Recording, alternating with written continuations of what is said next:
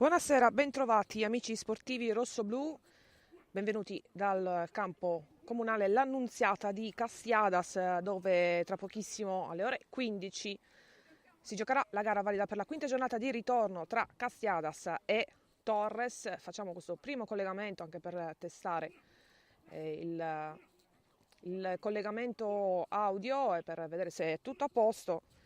Siamo in una posizione un po' sfortunata per quanto riguarda la visione del campo, ma dovrebbe essere a posto il collegamento, quindi naturalmente per chi sarà collegato vi chiederemo di darci un feedback su la nostra voce, se arriva forte e chiara, e comunque dateci indicazioni. Trasmetteremo la gara live, lo faremo in deroga anche per venire incontro alle esigenze ovviamente dei tifosi rossoblù, perché questa gara è vietata ai supporters della Torres.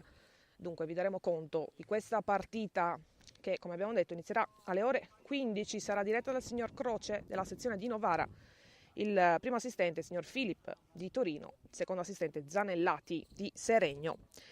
Siamo già pronti per darvi le formazioni. Castiadas in campo con Forzati, Pinna, Fe, Carboni, Capone, Costa, Manca, Proto, Mesina, Aiana e Figos. A disposizione del tecnico Puccica, Idrissi, Manca, Pinna, Moi, Milani, Melis, Mela, Cocis e Camba. Questi gli uomini a disposizione del tecnico. Ci sono 4 fuori quota nella formazione di casa: il numero 2 Pinna, classe 2000, il numero 6 Costa, anch'egli classe 2000, e poi il numero 7 Manca, 99, e il numero 8 Proto, 99. Per la panchina quasi tutti fuori quota tranne l'ultimo arrivato Milani, anzi i due ultimi arrivati Milani e Cocis, i due over, in mezzo poi a tanti 2000, 2001, 98, 99 della panchina del tecnico di casa. La Torres che scende in campo con una formazione un po' inedita. Ci sarà l'esordio di Manuel De Caloris, che sarà in campo con il numero 9.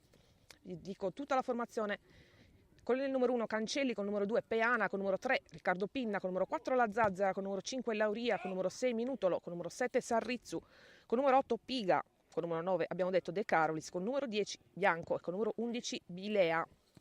A disposizione di Mister Sanna, Zulfas, Briukov, Piriottu, Emanuele Valerio, D'Alessandro, Salata, Spinola, Camilli e Saba.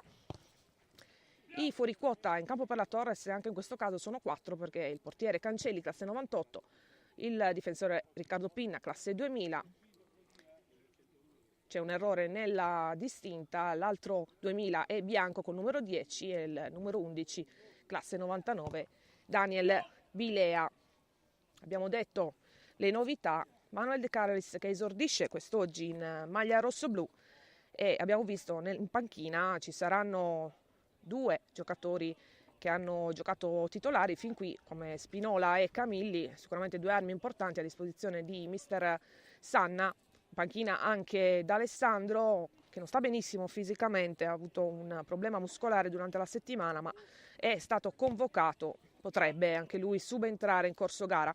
Ci sarà anche, ed è tra i convocati, Emanuele Valerio, il terzino, classe 99, che proviene dal Torino, anche gli arrivato nell'ultima sessione di mercato. Con lui il 98 Briukov, il 2001 Piriottu, il che, neanche a dirlo, fondamentale, importantissima per la Torres, che si trova a quota 21 punti. Poca distanza il Castiadas, terzultimo posto, a quota 18. Sono punti fondamentali per entrambe le squadre per risollevarsi dalla situazione di classifica. Torres che arriva a questa partita dopo 2 sconfitte consecutive che sicuramente hanno fatto male, ma bisogna ripartire, e si vuole ripartire da qui. Le altre gare in programma oggi: la Torres giocherà alle 3, mentre le altre gare sono tutte in programma alle 14:30. Flaminia Albalonga, Lanusei Anzio, Cassino Avellino, Atletico Anagni, Latte Dolce La Dispoli, Monterosi Latina, Aprilia Lupa Roma, Visartena Budoni, come detto Castiadas Torres, e poi Ostiamare Trastevere. Vi lascio per il momento, ci risentiamo tra pochissimo per testare nuovamente il collegamento da qui.